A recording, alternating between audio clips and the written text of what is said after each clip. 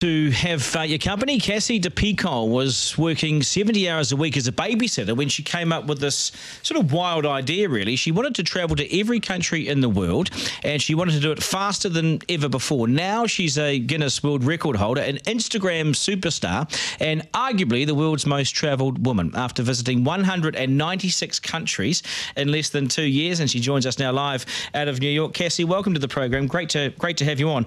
Why did you decide to do this? Thanks for having me. I don't know, ever since high school, I really wanted to travel to every country in the world, and it wasn't until like 6 months before my 25th birthday that I realized that I could actually do it. I just had to put the work into it and commit to it, but I also wanted to change the world somehow. We all want to change the world, so the goal was mine to promote positive peace through sustainable tourism and speak to university students along the way and travel to every country in the world. So you had $10,000 in your back pocket. That wouldn't get you past the first, maybe the first two countries. How'd you afford this? No. Yeah, so in that year and a half prior to starting the expedition, I saved up $10,000 from the babysitting jobs, and then I also had to obtain funding through sponsors and investors because I'm filming an educational documentary along the way as well to be used in high schools and universities. So I had to reach out to companies for sponsorship, and that was a constant struggle. At one point, I almost thought I had to quit because I ran out of funding, so I had to come back home and reach out to more companies. So it's been a constant challenge to try and find funding. Right, and where's the best place, do you reckon? 190 odd countries. Where's the place that stands out for you? Was there a favourite? Something happened to you? Well, there's a few, but I do love New Zealand because I'm a big nature girl, so I love the South Island of New Zealand. But Pakistan was really beautiful too. The culture of the people, the food, everything was really amazing over there as well. What actually constitutes for this record as well as having visited a country? I mean, do you have to get through immigration? Do you have to leave the airport and then turn around and leg it straight out of town? What's a visit? Yeah. So for the Guinness World Record, you have to get a passport stamp. That's pretty much it.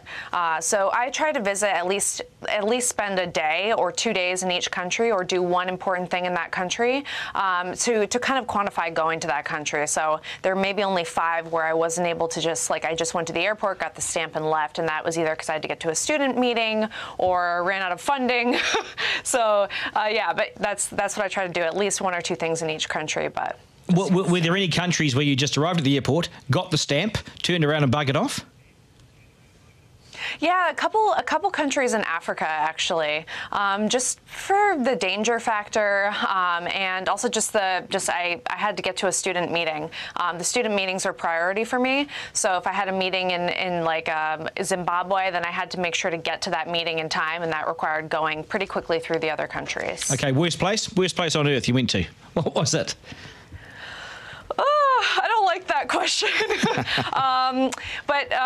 Yeah, I might avoid that one just because I'm trying to promote peace through tourism, and each country I had my own experience. There were only maybe a couple that I had not the best experience, but I don't really want to highlight those countries. So I'm trying to promote the positive. As a woman travelling alone, were there any times where you felt scared or threatened or nervous for your safety? Yeah, a couple countries, again, in Africa. Africa is such a huge continent, and they're experiencing so much poverty, and it's really tough over there. It was really challenging for me. And there were a couple of instances where, a man would walk in my room at night and into my hotel room. I have no idea how he got in, and it just kind of worried me. But thankfully, I'm pretty proficient in Krav Maga, so that kind of gives me the extra vote of confidence to be able to travel the world like I do. You're getting a lot of stamps from some very dodgy countries. Did that ever cause any issues when you were trying to get back into the States, let's say, which has a strict immigration policy?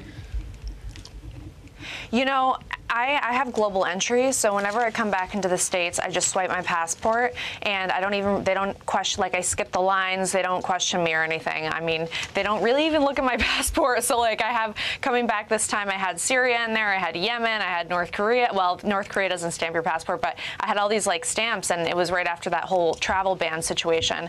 But so they didn't see it, and they didn't ask. I was kind of hoping they would, but since I have global entry, they don't really check that too much. Hey, what was your strangest country? We won't go to the worst country, go to the strangest country, one that sort of has left this impression in you, I don't really think I'll go back there. So the strangest country, that's an interesting question. I would say Bhutan is really interesting.